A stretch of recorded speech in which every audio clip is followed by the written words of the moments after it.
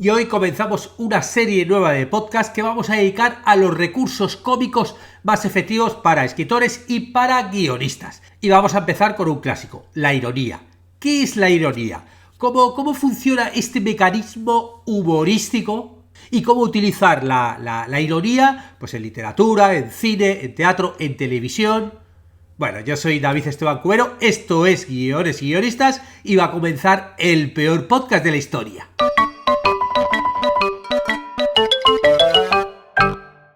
Y antes de hablar de la ironía, comentarte una súper novedad, que es que en la plataforma de cursosdeguion.com tenemos una comunidad de guionistas que funciona con Discord.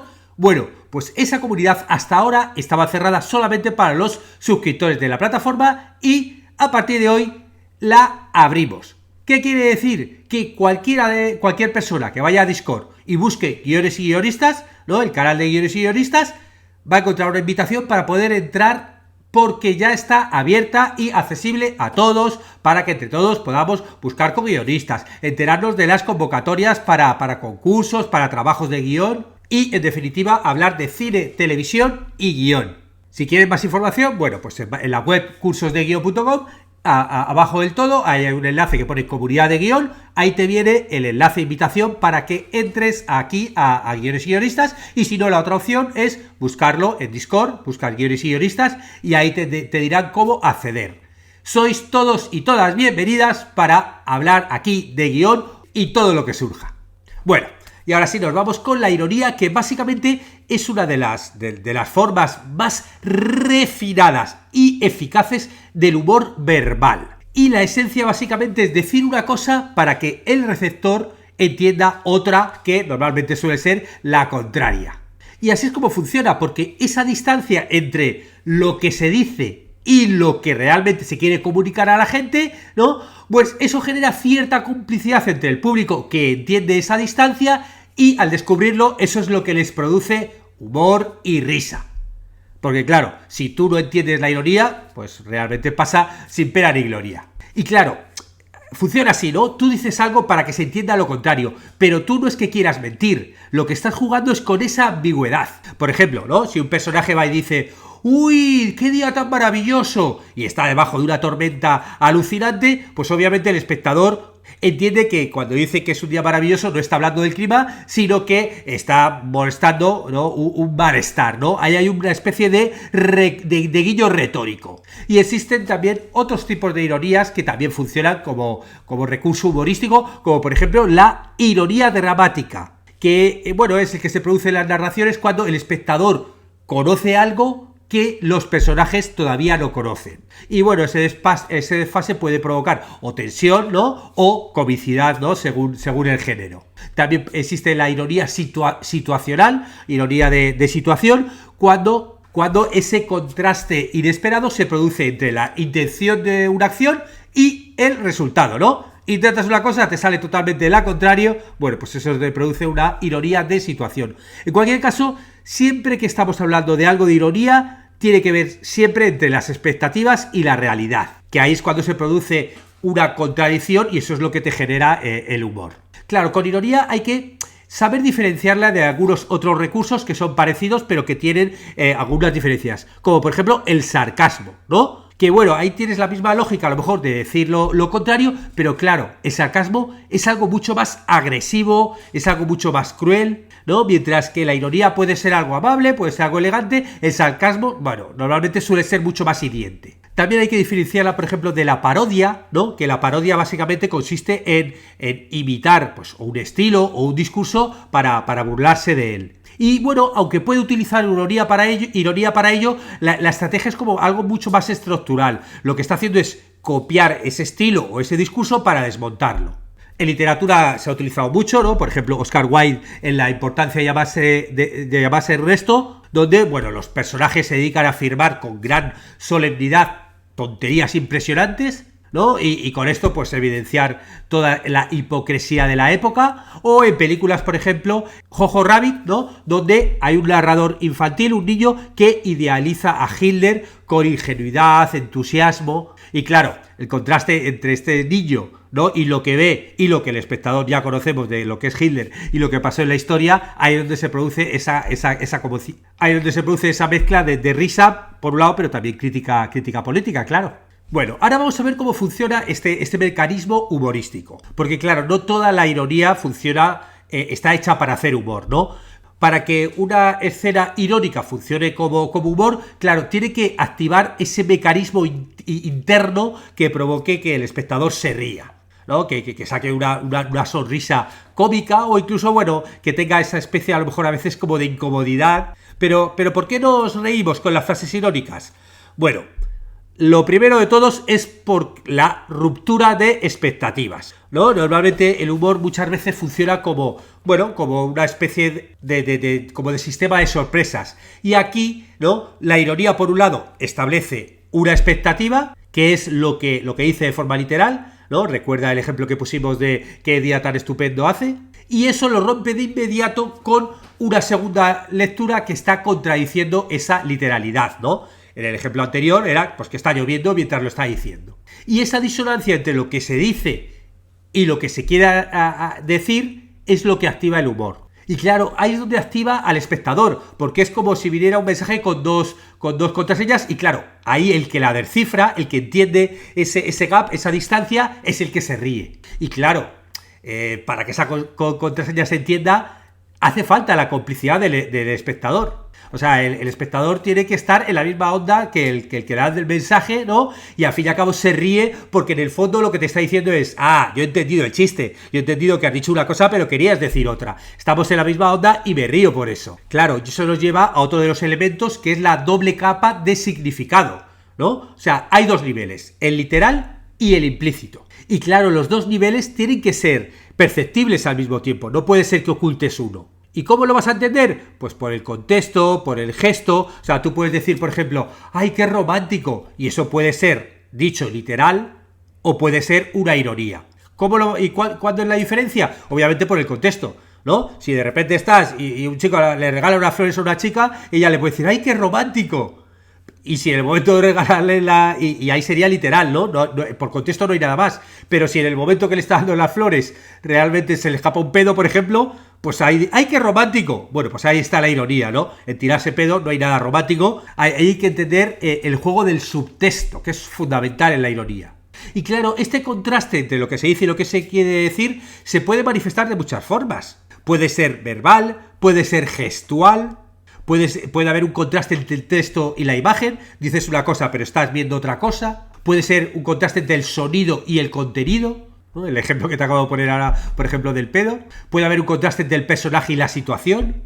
El caso es que la ironía siempre surge entre esas grietas entre lo literal y lo implícito, ¿no? Por ejemplo, el Gran Dictador de Chaplin, ese discurso que da el tipo, por un lado superhumanista y pacifista, pero lo está dando vestido de Hitler, disfrazado de Hitler. Hay un contraste entre lo que está diciendo y la imagen de lo que estamos viendo, y claro, ahí está la gracia. O en The Office, por ejemplo, Michael Scott, cuando dice frases como no soy supersticioso. Bueno, un poquito sí, ¿no? O, por ejemplo, un recurso que se utiliza muchísimo es cuando él dice cosas como con doble sentido, pero él no es capaz de darse cuenta de que lo que está diciendo tiene doble sentido, con lo cual ahí el público se ríe de que él mismo no es capaz de entender su ironía de lo que está diciendo. Claro, ese desajuste es lo que provoca la risa. En literatura es un recurso súper utilizado, porque claro, como no tenemos imagen, no tenemos gesto, no tenemos sonido, todo va en las palabras, con lo cual se ha ido perfeccionando este arte de decir sin decir. Normalmente la ironía funciona dependiendo de la voz. Está por un lado el narrador, que puede ser irónico pues al describir, por ejemplo, personajes o hechos, y luego está la ironía de los propios personajes, que la utilizan, bueno, pues como defensa emocional, como estrategia en sus discursos. El ejemplo que te ponía antes de la importancia de llamarse Ernesto. Claro, aquí la ironía es porque los personajes se muestran con muchísima ligereza, con muchísima frivolidad, esta aristocracia victoriana, y claro, se toman tan en serio que el lector pues nota obviamente la distancia que hay entre lo que se muestra y la intención del autor, que obviamente es crítica.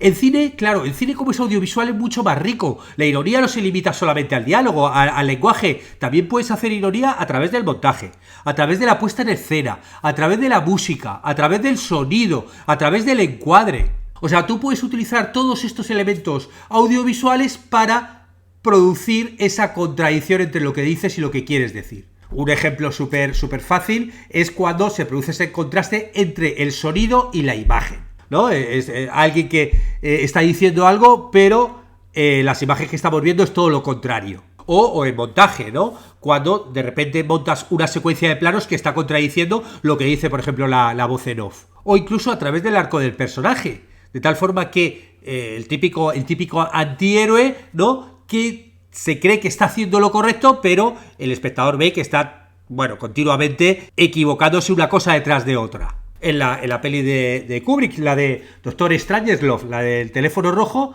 claro, ahí es una situación como súper grave, a punto de empezar una guerra mundial, donde todos los personajes están hablando ahí de temas súper lenguaje técnico, militar, todo de cosas muy importantes, pero luego están tomando decisiones ridículas. Y claro, el espectador, pues te ríes porque ves ese contraste entre la seriedad del tema y el absurdo de las situaciones. En el teatro la ironía se consigue combinando la palabra, el cuerpo y el espacio. Claro, aquí no es como en la literatura, aquí los espectadores están viendo al personaje, con lo cual él va a poder jugar con los gestos, con las pausas, con el tono, con cómo se interacciona con el resto de personajes en la escena. Y esa ironía escénica muchas veces se construye así, ¿no? Entre ese cruce entre lo que está diciendo y cómo lo está diciendo el actor. En las obras clásicas, por ejemplo, de Molière o Lope de Vega, es muy normal que un personaje diga lo contrario de lo que piensa para burlarse de otro personaje. Y de paso, no solo de otro personaje, sino también de los espectadores que piensan como ese personaje. Y en obras más modernas, como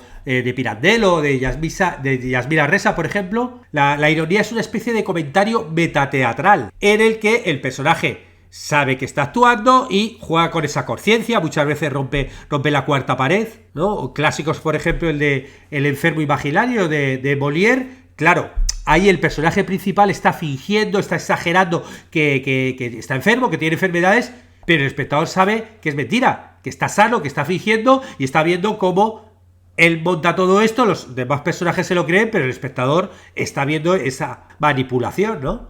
Y hablando de teatro contemporáneo, hablábamos antes de Yasmina Reza, arte, ¿no? Por ejemplo, una de sus obras más famosas, yo recuerdo que la vi hace décadas en Madrid y hace un par de años en Buenos Aires, ¿no? En la que hay tres amigos, ¿no? Que están discutiendo porque uno ha comprado un cuadro totalmente blanco. Y ahí, parece que es una discusión estética lo que tienen entre ellos, pero realmente lo que estamos viendo es una disección de cómo es las relaciones entre ellos. Y claro, ahí la ironía se produce entre ese tono exaltado con el que se pelean y luego lo ridículo del objeto, que no deja de ser un cuadro en blanco. Y me gustaría terminar hablando de la ironía en televisión, que es donde últimamente, en estas últimas décadas, yo creo que se ha experimentado más con este recurso, porque las series cada vez tienen un lenguaje como más sofisticado, más autorreferencial. Y como que en comedia se utiliza muchísimo, ¿no? Desde la gran, por ejemplo, Luz de Luna, ¿no? Donde rompían totalmente la cuarta pared y estaban todo el rato jugando con el espectador entre contarles que eso era una ficción.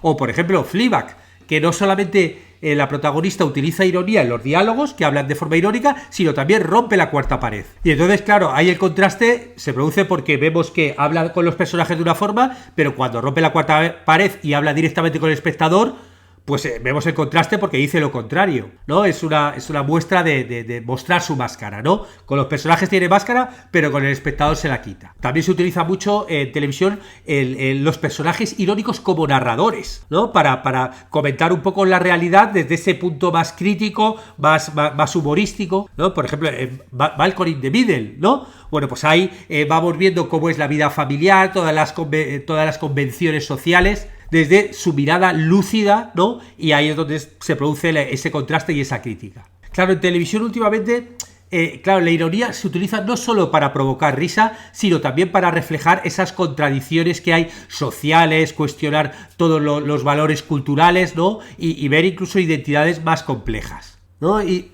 Por eso es tan eficiente la ironía. Porque, claro, por un lado también te sientes un poquito más superior como espectador, como diciendo, estoy entendiendo, estoy en el ajo. Soy inteligente, entiendo el subtexto, entiendo lo que me quieres decir, sé leer entre líneas, pero por otro lado es un recurso para hablar de muchas cosas de una forma un poco más elegante, ¿no? Sin necesidad de levantar la voz. Y ahí radica la fuerza de la ironía. Bueno, si te ha gustado este podcast, dímelo y buscamos más recursos humorísticos para comentar en otro podcast. Nos vemos la semana que viene. Chao.